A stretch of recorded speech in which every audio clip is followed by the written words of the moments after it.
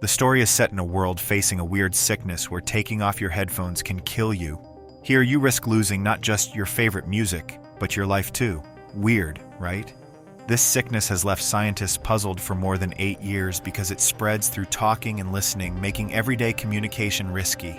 The first sign of this disease is a high fever, which soon leads to the sick person talking without making sense and eventually going mad. To protect themselves, people wear headsets all the time because the disease can be caught just by hearing someone's infected talk. The infected people, called jabbers, are quickly taken away from their families and placed in isolation, causing a lot of public anger and sadness. Murat, a language expert or a linguist whose life has been greatly affected by the epidemic, is at the center of the story. He feels isolated and lives a life filled with caution with his mother in their apartment. Every single day, he carefully checks his own temperature, an action that highlights his constant fear of becoming sick. One day, at a bus stop, Murat notices Sul, a young woman deeply absorbed in reading a book. He finds himself completely captivated by her, but she notices him staring. Embarrassed, Murat quickly tells her that no buses are coming and rushes away. On another day, Murat leaves his home reluctantly to buy soap for his mother. While he is shopping at the supermarket, he encounters an old woman who suddenly starts speaking incoherently, clearly showing that she's a jabber. Immediately, an alarm sounds, warning everyone about the presence of a jabber and advising them to evacuate the supermarket quickly. During the chaotic evacuation, everyone runs out except for the old woman and a young boy who was left behind without a headset. Seeing the boy's mother crying desperately outside, Murat is moved to act. He risks himself by going back inside, gives his headset to the boy, and manages to escape just in time. Despite his close encounter with the jabber, Murat is fortunate enough to not contract the epidemic.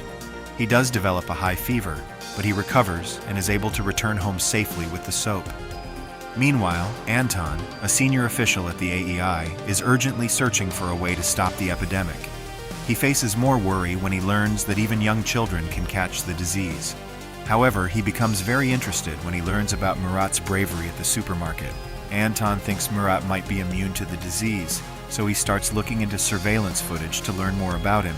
He sees videos of Murat collapsing in the supermarket, but then getting up and acting as if nothing happened, which confuses and intrigues Anton even more. Elsewhere in the city, Murat goes to help at the home of his mother's friend after receiving an urgent request for help. The friend's son, Arif's father, is showing symptoms of the disease, speaking in a disjointed and confused manner. Arif holds on to hope and pleads with Murat to find a cure, believing in Murat's unique abilities. He even suggests that they could collaborate with Murat's friend Asghar, but Murat informs him that Asghar has died. Arif is skeptical about Asghar's death because there was no proper funeral and Asghar's body was never shown. Determined to find out the truth, Arif plans to meet Errol, a businessman known for trading information. Arif hopes that Errol can confirm whether Asghar is really dead and help them in their quest to discover a cure. Meanwhile, Anton deeply investigates the mysterious case of the headset left with a child at the supermarket. He finds out that the headset belongs to Murat, a linguist who has been working on the pandemic but disappeared after a disastrous fire killed his team. Curious, Anton digs deeper into Murat's history. He finds records showing Murat visited the emergency room with severe fever more than 12 times. By examining video footage from the supermarket and using a temperature detector, Anton confirms his suspicion. Murat is immune to the pandemic. He realizes this because Murat has had more than 4 high fever episodes, a crucial finding since Murat has had 12 such episodes. In the meantime, encouraged by Arif's belief that Asghar is still alive, Murat decides to look further into it. He meets a businessman who gives them access to AEI's resources, helping them gather information independently and save money. With renewed determination, Murat bravely sneaks into the AEI headquarters and makes his way to the information hub downstairs. There, he searches for Asghar's name and feels a letdown when he finds records indicating Asghar's death. He clicks on the autopsy image, bracing for the worst, but is surprised to see a burnt face that is unrecognizable with no identifiable tattoo on the wrist. The missing tattoo, which Murat knows his friend had, reignites his hope that Asghar might still be alive. Before leaving the room, Murat impulsively searches for his own name in the database. He is shocked and upset to find video footage of himself from the supermarket incident. Realizing the potential danger of this discovery, Murat quickly leaves the room, unable to delete the record. His escape is tense and urgent, aware that being in the AEI database could lead to serious and unexpected problems. Soon after, fueled by his big discovery about Murat's immunity, Anton excitedly goes to share his findings with his boss. However, his excitement turns to disappointment when his boss dismisses his claims, warning against spreading unverified rumors. Upset by this response and determined to keep investigating, Anton decides to act on his own. He gets the address of Murat and his mother's home under a false name and heads there with his men to capture Murat. When they arrive, Murat's mother answers the door, thinking it might be her son. However, the AEI forces quickly move into the home, spreading out across the house and the apartment complex. They strategically place themselves, waiting for Murat to come back so they can capture him. Unseen by the AEI operatives, Murat's mother discreetly places a pre-arranged signal on the window, a secret way of communicating with her son. Then, she calmly lights a cigarette and sits down, keeping her composure despite the tense situation. Meanwhile, Murat, who had been hoping to see the beautiful girl from the bus stop again, returns home. As he nears his apartment, he spots a signal from his mother, alerting him to danger. He hesitates at the entrance, torn about what to do. Inside, Anton and his team are ready to spring their trap, eagerly awaiting Murat's arrival. Murat struggles internally, thinking about the girl and realizing that entering the apartment could mean he'd never see her again. This thought prompts him to make a quick decision to flee in the opposite direction, catching Anton and his men by surprise. They lose sight of him within seconds. Back at Murat's house, Anton takes the chance to gather Murat's belongings for further investigation, hoping to understand more about Murat's unique situation. The next day, as Murat continues his search for Özgür, AEI forces stop him, asking for his ID. As Murat nervously reaches to show his ID, a bomb suddenly explodes nearby.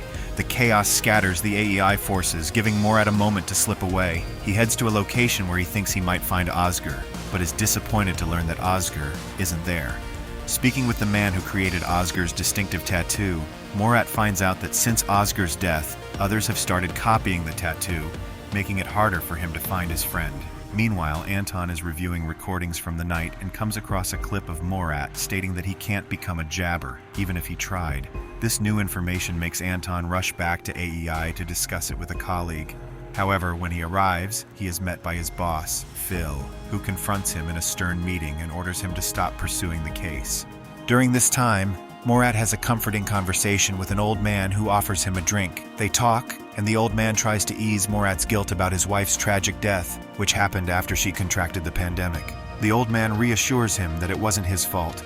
Murat listens quietly, then shares his plans to venture into Zone 6 in his relentless quest to find Özgür.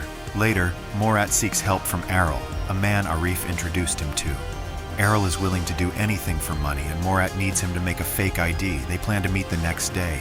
After that, Murat visits Arif's house, where he talks about his determination to find Özgür and their common goal of discovering a cure for the epidemic. Before leaving, Arif's grandmother gives him some money, and his mother, having no money, gives him her necklace as a token of support. However, their actions do not go unnoticed. One of Anton's men sees Murat and quickly informs Anton, who orders his team to follow Murat discreetly. The next day, as Murat meets with Erol to get his forged ID, Erol gets an alert that AEI forces are approaching their location. In a hurried escape, they manage to evade Anton and his team, who arrive at the warehouse too late to catch them. With his new fake ID, Murat heads to the subway station, planning to go to Zone 6 where there's less security. He gets past the first security check using the fake ID, but soon, a security guard starts to get suspicious after spotting Murat's face on some wanted posters. Just then, Sul, the girl Murat has been hoping to see again, shows up unexpectedly. She kisses him right there in the subway, confusing the security guard who was following him. This surprise makes Murat very happy. Holding hands, they continue on the subway, starting a journey filled with unknowns, but happy to be together. After leaving the bus stop, Murat and Sul walk through some tough areas until they find a quiet rooftop to talk alone. Murat, who is still focused on finding his friend Özgür, almost leaves, but Sul asks him to stay for a meal. While they talk, he thanks her for helping him earlier. Sul then tells him why she was following him. She wants Murat to join her team, P1, which is working to find a cure for the pandemic. Murat is surprised by this and leaves quickly, without letting her finish. Later, Murat goes back to the house he shares with his wife, filled with memories as he walks through each room.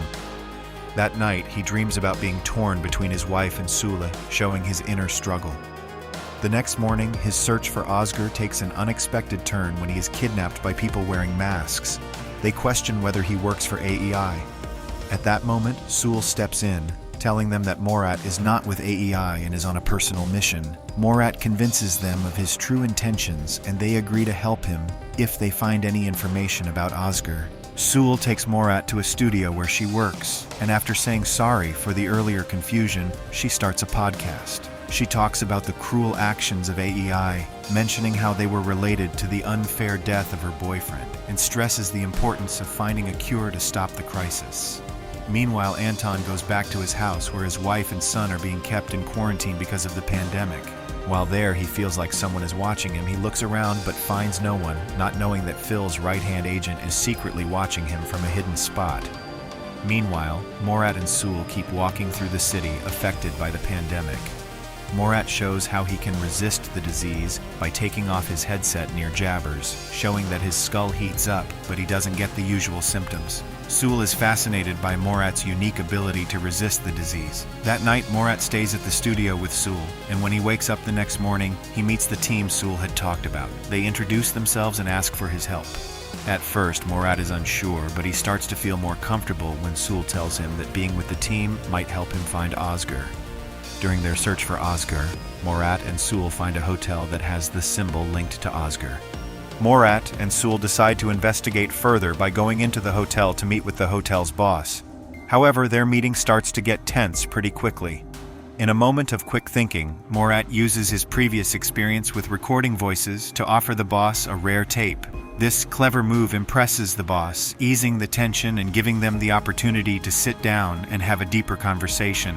Just as Morat and Sule begin to explain their mission to find Oscar, their discussion is suddenly interrupted by a woman who enters the room to deliver an item and collect payment.